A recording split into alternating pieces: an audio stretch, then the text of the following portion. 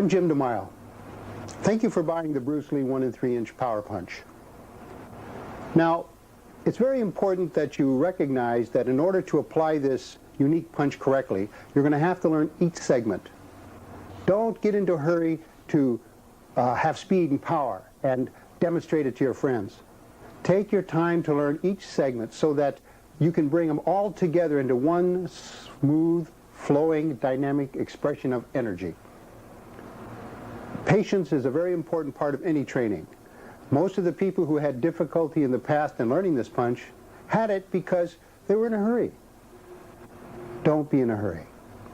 Now, and also, most cases, a lot of people put a little too much energy into it and they sprain their wrist or the joints of their hand. This is something that you really want to avoid. If you do hurt yourself, please stop practicing till it completely heals. Now, I've put in a few precautions, a few exercises to help strengthen the wrist and the joints. Also, you want to be able to really qualify with anybody you work with that they're in good health, especially their lungs and heart. And anytime you hit any partner in practice, always make sure that they have a well-padded vest or a phone book. I prefer a phone book. And I've demonstrated a little later in the tape on how to use it properly.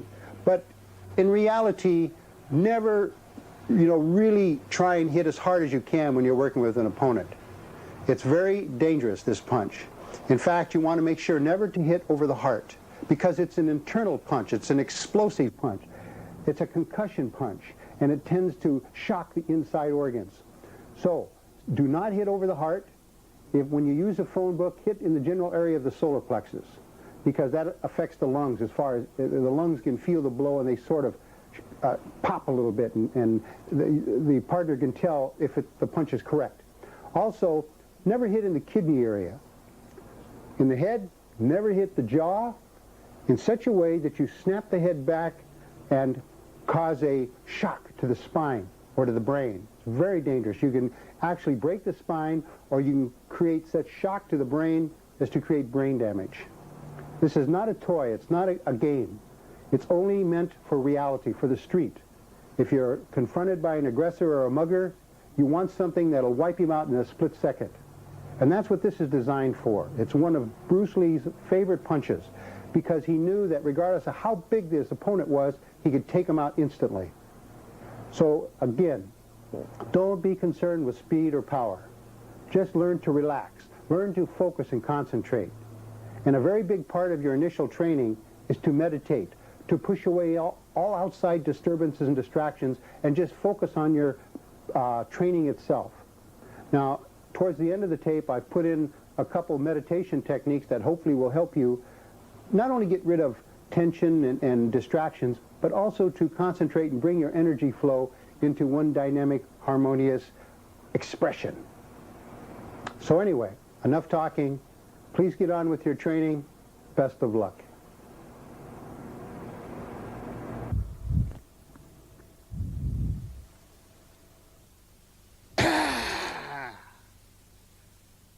This is the Bruce Lee 1 3-inch Power Punch. Copyright 1989. Now let's get on with a few of the precautions.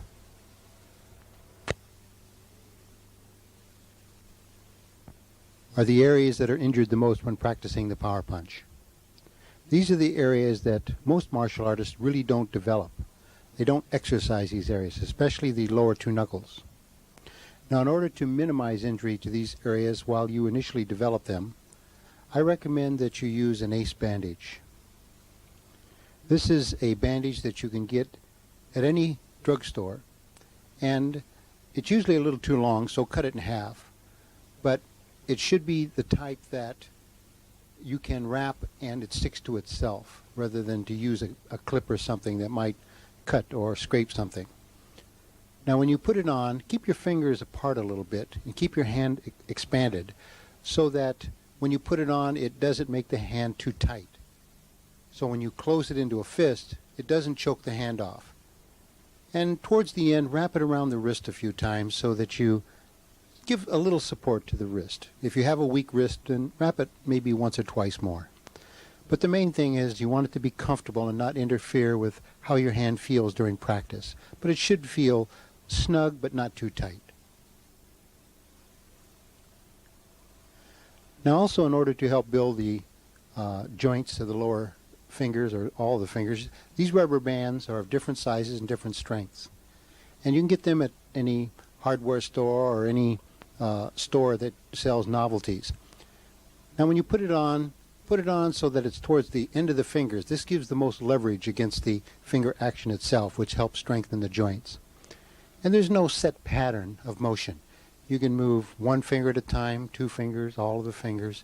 It really doesn't matter. The main thing of it is to do it maybe a couple times a day so that you strengthen the joints between the fingers, so that when you are hitting, the joints don't separate, causing a lot of the little vessels to break. This will just strengthen the hand.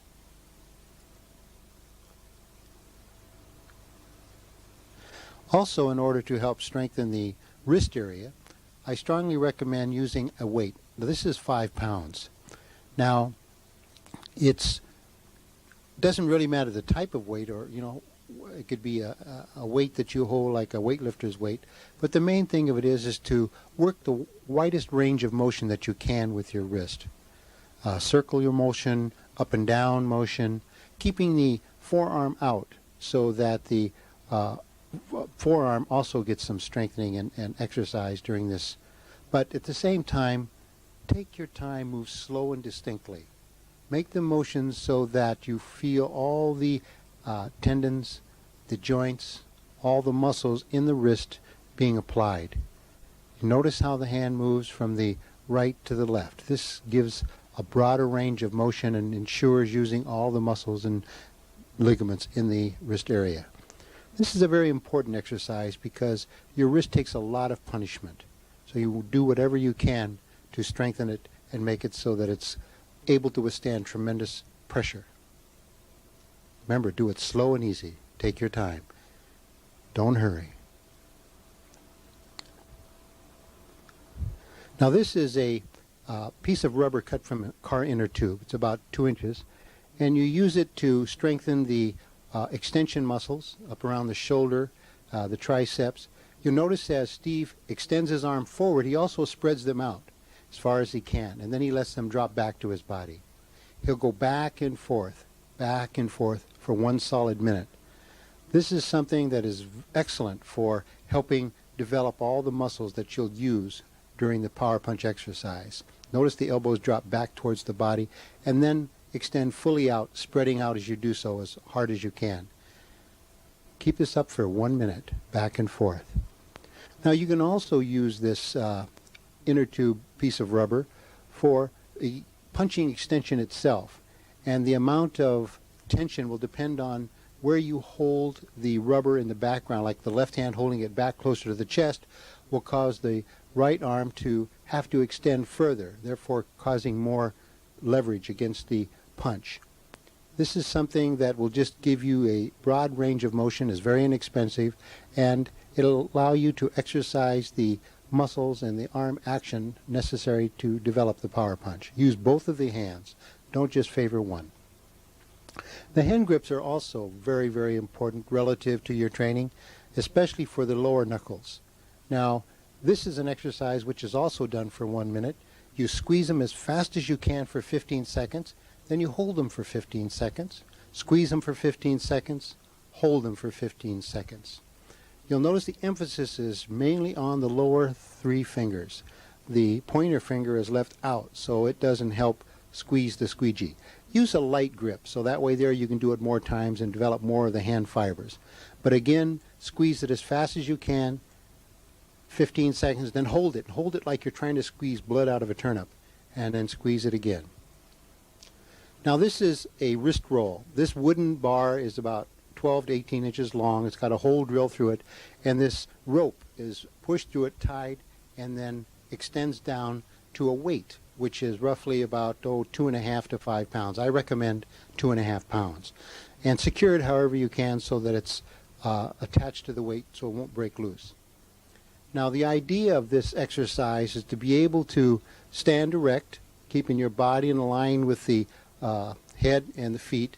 And when you raise the weight, raise it so that your arms are straight out and your hands are slightly above shoulder level with the weight off the ground.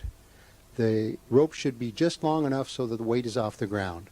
Once you start the exercise, you will continue the exercise without stopping for 1 minute, and as fast as you can, roll it up and down for 1 minute.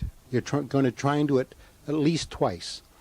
Now, Steve is rolling it up on the inside. That means that he's rolling his hands away from him, and that will bring the rope on the inside. He's making each move independent. He's not letting it slip. He's actually rolling it up with his hands and rolling it down with his hands, both of the hands equally. As soon as the rope gets to the end, it will begin to roll up on the outside, which is a different exercise. It calls for different muscles to be employed. Notice now the rope is closest to you. That's on the outside. And do this for 1 minute.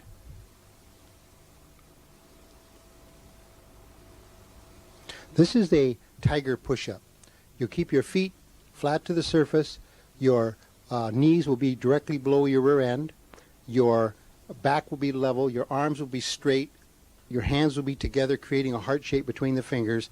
And the head will be facing straight down so that when you raise the rear end, you will be in a V, and then your forehead will go down and touch the hole between the hands, and then you'll come back up full into position, and then you'll go back down, up and down for 1 minute. This is an excellent exercise for the upper back and arm muscles.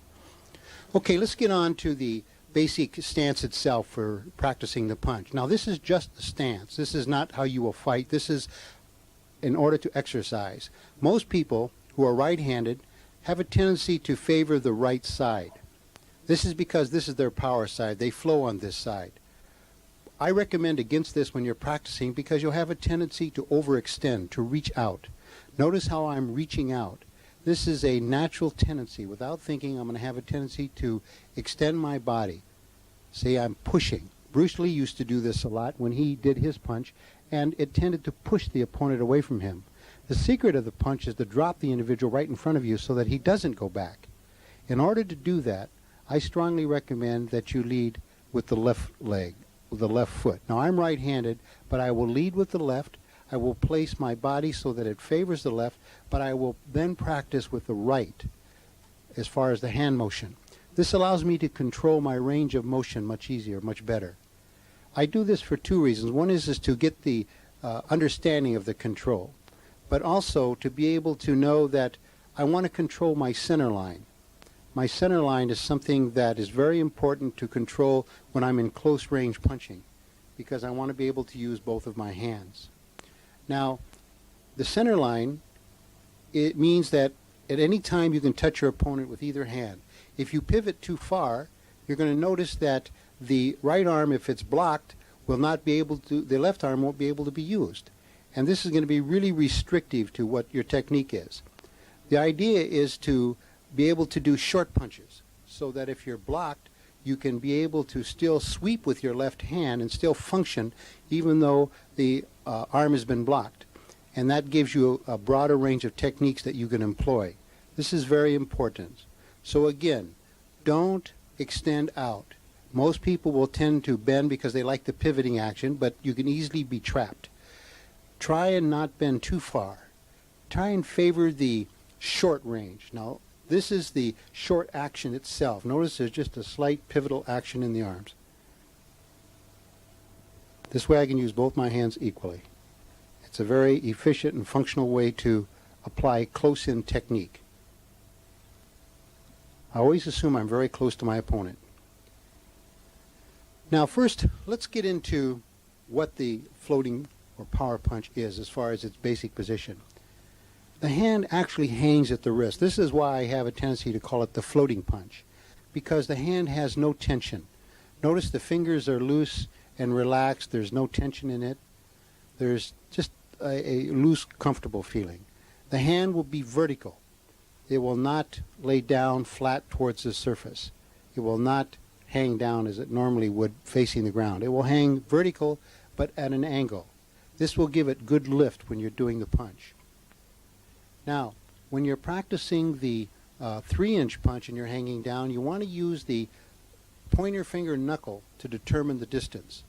this is what you will always do in order to practice. You will just reach up with your pointer finger, touch with the knuckle loosely, and then you will be able to draw the hand up, snapping it into the punching position, the driving position of hitting with the lower two knuckles. Now, as you're doing this, just prior to your hand snapping up, you're going to find that you want to close the hand in a rolling action where the fingers will roll up and close as you snap the hand. This is something that you want to do without thinking. Don't close it too late. Don't close it too early. You'll close it in one swift action and then fire it in. This is something that you'll just have to have a feeling for by practicing again and again, again and again. Now, this is the 3-inch. When you do the 1-inch, you will use the hand knuckle itself, the pointer finger and knuckle of the hand, and you will make a very short snapping action. Notice how short this is compared to what the 3-inch was. It's just a very short action. This will be much quicker and is usually done with a jamming technique by the body. But when you roll up the fingers come up in a similar fashion to the 3, a little faster, but at the same time they come up just prior to the striking action itself. Don't be in a hurry. Just practice this slow and easy against the surface like a light bag, just getting that snapping action itself. Notice how it just snaps at the wrist. The hand will suddenly snap up, hitting with the lower two knuckles as I drive my hand forward. This is very important because it's a very basic movement. Now, the arm action itself is very important. You notice that when my arm goes forward, it recoils. In other words, it pulls back, snaps back. It doesn't pull back. It snaps back, not past the elbow position if it was just hanging, but down to where it normally would be, like there. Notice how it just pops up and back. It doesn't go back past my body. And also, it's like a bullet being fired from a gun. The more snap that I can get out of my wrist forearm action, the more power that will be generated through the snapping action of my hand. Notice that it's almost an invisible type of action. The faster I do it, the more action I get. Now I'm just practicing the action of the hand itself rather than the punch, the snapping action of the arm itself. Each of these is a different exercise. Now this is the 3-inch overall body position. Notice the leg will have a tendency to drop. The right leg will have a tendency to drop as if you are falling, and then you'll catch yourself. The left knee will move also a little bit, but the primary drop is in the right leg. And you'll watch the whole body. Notice how it just sort of drops and twists slightly. At the same time you do that, you will hit with the hand. The action is very noticeable in the 3-inch because you're driving it forward. It's almost as if you're driving it forward with the knee. This is to give it a certain amount of spontaneous explosiveness in the movement itself, rather than just the arm itself. Now on the 1-inch, you'll notice that it's more abbreviated. The 1-inch is much shorter. It's like a twitch. This is a movement that, again, you do usually when you jam. It's very common to mix the 1 and 3 up, and actually I'm just really separating these for purposes of practice. Notice it's just kind of a twitch. Just not as deep, it's not as defined, but yet you can specifically see that there's a movement. Again, very light movement in the other leg, but the right leg, which is the primary movement, is very distinct, but short. Now, this is the jamming action. Notice how this is where you would probably normally use the power punch, where you've jammed your opponent and you're just sort of going to hit and move your body forward. And that's what will happen with that leg action. It'll sort of drive you forward a little bit. This way here you can get the maximum effect in extremely close range to your opponent. Now this is the 3-inch raised heel. The 3-inch raised heel just gives you more drive into the bag. It gives you more explosiveness. But you'll notice that I'm doing the same basic 3-inch movement with the body. The knee will really penetrate. The foot raises. The hand snaps in. The hand will close. I'm using the finger to judge my 3-inch distance. But the foot will actually propel the whole body forward very distinctly. It's just like I've stepped on a tack and I'm jerking my heel up. This is a very distinct raised heel position. It can really add a lot of snap, a lot of explosiveness to the blow itself. Now these are just basic exercises. Don't be caught up in having to do everything perfect. You'll just get a feeling for it. Now on the 1 inch, it's different in so much as it's abbreviated again. Look at the heel. It just barely raises. Again, it's very often because you've jammed the individual, so you hardly notice the leg motion in the same way, but yet you'll feel it. Someone watching you won't be able to tell the difference, but you'll feel the difference when you spring up that heel and snap forward. It'll just add that extra pizzazz to the blow itself as you drive it in. Notice though, it's just that slight knee foot action. Pop the bag. You just always want to pop the bag. And you're not trying to drive it in the next room. No power. Just slow and easy. Now also you want to work on control of distance. This is a very important part of minimizing damage to your opponent if you don't want to.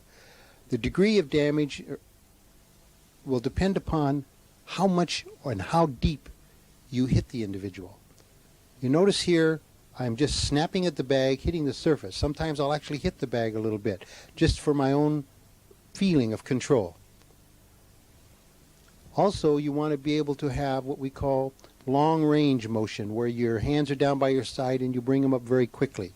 This is where you're going to snap the technique up and whip it into the bag. This is a long range. In other words, the 1 and 3 is basically 1 and 3 inches. Whereas the long range can be anything from, say, 5 inches out is considered long range. From the hips, it's basically the same thing, whether your hands are down or from the hips.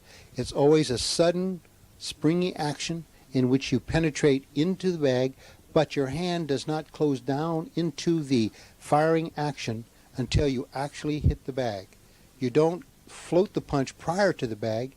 You actually hit the bag in the same way as if you were doing a 1 or 3 inch punch. It's just that your timing's got to be better because you're coming from such a distance. It makes a big difference. So take your time when you're practicing these basic long range motions. Folding of the arms is the same way. It's being able to know that when you come out of that position, you're going to fire directly into your target. It's a surprise attack, but it's something that is done in the same way as far as the end result as the 1 and 3. It's just that your hands start from a different position. And when you're practicing the 1 and 3 inch punch, practice each segment. Practice the hands, practice the arm motion. All of these are important segments in order to make it work. Now next is a technique of exercise that will help you keep balance in your motion. I do this to help my center line, but also to bring my energy forward in one smooth action. You notice I bring both hands forward at the same time. Now whether I'm just bringing it up for balance or I'm actually blocking, it doesn't really matter. The main thing of it is you notice it's a single action. Both hands move at the same time. This allows me to have a good positive offensive defensive position with my left hand even though my right hand is attacking. But again, I use it to keep body control. Now here's a good exercise. It's a coffee can filled with sand. Usually it's about 10, 12 pounds. This one's about 5 pounds. But it's something that will help you develop the proper snapping action in the 1 and 3 inch floating punch. I use a flat surface, a board, or it doesn't matter what it is, it can be a table, and I sit down so that I'm comfortable so I can just concentrate on the action itself. Now I'm going to practice the 1 and 3, and I'm also going to practice the action of my forearm in the recoil action. Remember, that's very important. The recoil action of the 1 and 3 inch punch is very important. Notice it's just a slow definition of motion, being able to define the 3 inch, rolling my hand closed, and working the snap. And then the little action of the forearm to pop it.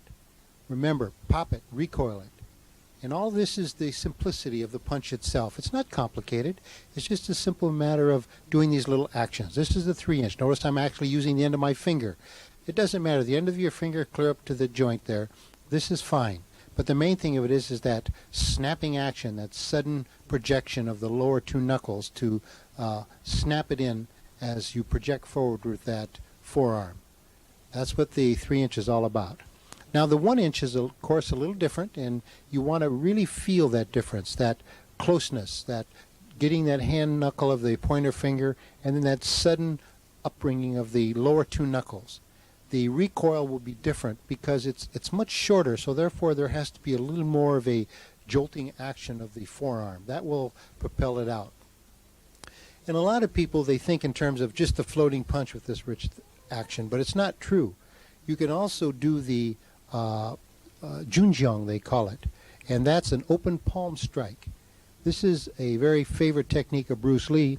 Instead of using the closed fist and ripping somebody's head off, he'd use the junjiang, which would really knock somebody over, but it was, not as explosive and dynamic, but yet it's something that he felt was a good technique. It could be used for the body. It could be used as a jolting action to the head.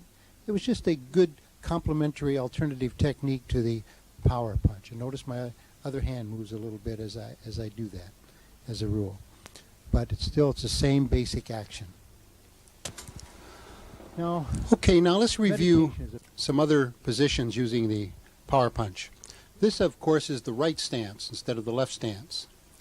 Now, I use the basic body motion as in the left side, but you'll find that the legs feel a little different when you do it with the right side, so it's really good to practice feeling that change of position, change of flow. But you'll notice that I have very short motion. I don't reach out, extend, or push.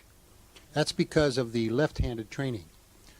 The knee itself is very distinct. The action itself, almost as if I'm twisting the body slightly. This helps project the energy forward, but yet allows you to stay in control. You notice the body doesn't really project out too far as you do this. And the center line, notice I don't really pivot the center line too much. And I snap the left hand forward at the same time. These are just basic exercises to establish good habits. Notice the flow. One single action. Very simple motion. Knee, body, arm, hand. You can add the raised heel. Now this is a side stance. You don't have to be front, either right or left. You can actually fire from the side, but you notice the use of the body is sort of a projection. A little different than the other punches, because this way here you don't have the same energy base, the power base. But you can still use the same basic, front projection. Notice how the knees now will go forward, just a jolting action. It's just a sharp jolting action. The left knee, which the foot is pointed towards us, the knee will tend to go outward, tend to project outward, whereas the forward knee tends to push forward a little bit, and the whole body tends to go forward on that straight line.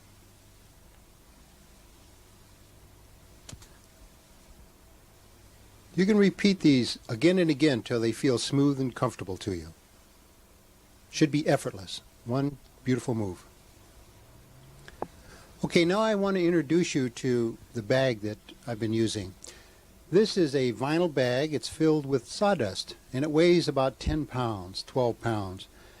8 to 12 pounds is a real good weight because it makes it very sensitive. It's a fairly solid bag, and it's been packed really tight. And when you hit it, if you hit it on the surface, it moves very easily. But you want it to be able to, if you just touch it, that it doesn't move. And if a big bag is hit, really light, it doesn't move. But also if you don't hit it too hard, it still doesn't move. So you want something that'll change its movement without any problem. This is a phone book that I use as far as the general thickness, and place it over the chest so that where you see the ELL, that's about the solar plexus area, and that's generally where I suggest you hit. Stay away from the heart, and keep it snug to the chest, flat to the chest, real tight, otherwise you'll get a double shock. Keep the fingers out of the way or you'll get them smashed. Keep them tight up towards the top and the bottom. It's very important that you always keep it snug and in the same place. Now, I put a board in there very often if a person's going to hit me a lot, because that dissipates a lot of the blow. This spreads the blow out and stops it from going through as much. And if you don't have a real thick phone book, I suggest you use this 1/4-inch piece of plywood. But if you're going to practice much, it's good to use it. But please wrap your hand, because this is a little harder on the hand. When you smack that, it's fairly firm.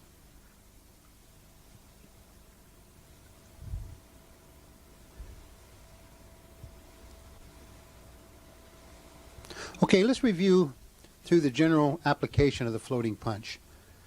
This is, of course, the hand motion. Notice how I try and just tie in the snapping action at the wrist and hand with the singular motion of the arm, that snapping, recoiling action of the arm.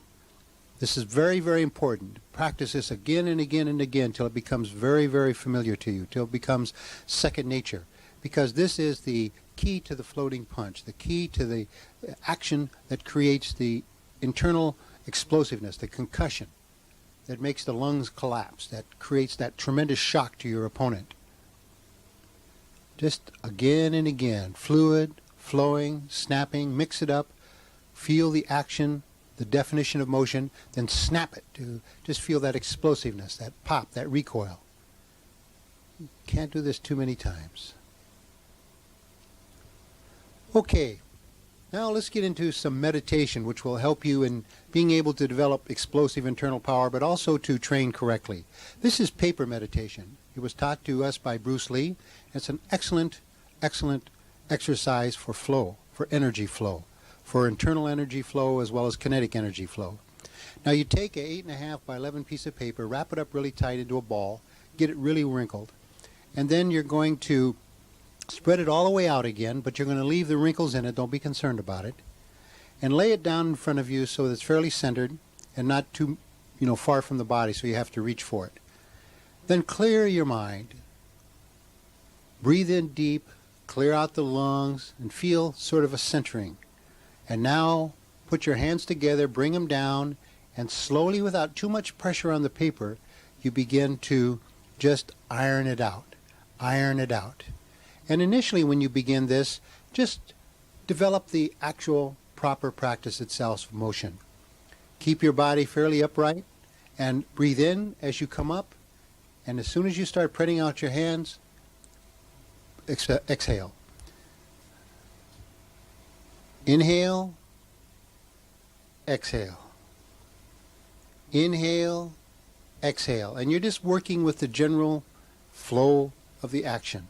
But as soon as you've got this down, as soon as you feel comfortable with it, then you'll internalize and imagine that instead of the air going out of your lips, they go out of your arms. And that's why now you notice I'm very pursed-lipped, very tight-lipped. That's just so very little air can go out. And the rest of it, I imagine, is going out through my arms, is going out like a flowing river. And it's all my power, and I feel this flowing, steady energy flow of energy across the paper. I feel it going out, becoming more powerful, but very consistent. And I can see this mentally. I can feel it physically. And you do the same basic motion that you did before. You do that steady, slow, sweeping action of the paper, bring it back up into the prayer position, but at the same time you're breathing in and out in the same way. You're exhaling on the downstroke, inhaling on the upstroke, breathing out through pursed lips. It's a very important exercise. It'll really help with the energy flow. And one of the important things that we learned from this particular exercise, which we were very surprised, but we went down into crowds and tested this, is that as you develop that inner power, that energy flow out through the arms, you really don't feel it. But you'll begin to feel it when you go out and you push your way through a group or through a crowd. And this is part of the exercise. Imagine your energy is flowing. It's very dynamic. Flowing out, exploding out. And it'll be quite a different feeling to you. Very powerful. Now the next one is candle meditation. And this is to gain more control over your internal energy itself. The candle should be slightly off the surface, but within easy visual range. It can be something that helps create the proper mental atmosphere. Something oriental, of course, makes it feel more like a true meditation. And you want the candle itself to be vertical, where it just flows upward.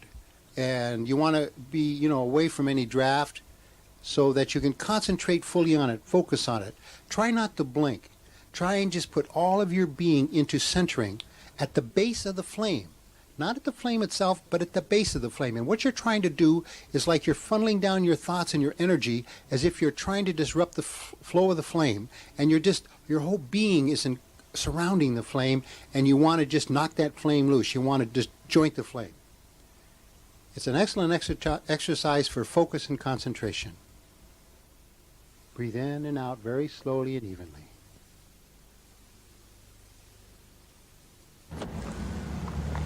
Hello again.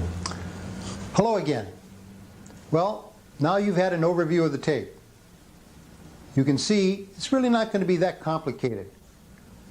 But it is necessary for you to review through the tape a number of times to see what is going to be required of you, what you're going to need to spend a little more time on. As you start working with the tape, try and see what feels comfortable or uncomfortable. Anytime that you're having a problem, it's a matter of just going back and really listening to the tape. But at the same time, it's something that anyone can do regardless of age, sex, or condition, because it only does take a few tenths of a second or even hundredths of seconds when you're doing it correctly. But you have to coordinate that whole body action into a single flowing dynamic flow. And that's, of course, not only the body itself, but the internalized training. A lot of people think just in terms of the physical, explosive energy. No, it's also your ability to concentrate, your ability to condense down your energy and explode it out one single point. And that's why meditation is important. And if you have different meditations that I offer you, fine. It doesn't matter, as long as that you have that internal control to complement your use of energy. Now, I do have a few tapes that could be complementary to your overall training. I have Chi Sao, which is sticking hands, which is very close combative exercises for controlling your opponent offensively and defensively. I have Fon Sao, which is more long range and freer moving, but it's also to trap and control your opponent's energy. It's one of Bruce's favorites. Closing the gap, how to enter from outside the range of kicks to approach and get in and do your technique on a karate man or a kung fu man or a boxer or a wrestler, it doesn't matter. How to multiply your energy, your power, 8 levels of power. Speed, how to multiply and triple your speed of reactions as well as your speed of motion. As well as some meditation techniques for personal growth and for accelerated learning, not only in the martial arts, but in everything that you do. So, please, if I can be of any help, drop me a line. If there's any questions that I can help your practice get better and be more successful with the punch, please feel free to ask. Now, I want to thank very much Steve Friend for helping me doing the demonstrations, Irene Demile and Michelle Demile for helping me tape, and above all, I want to thank Tom Sandor for helping in the ideas of editing and putting this tape together. So again, I really wish you the best in your training, and be patient. Aloha.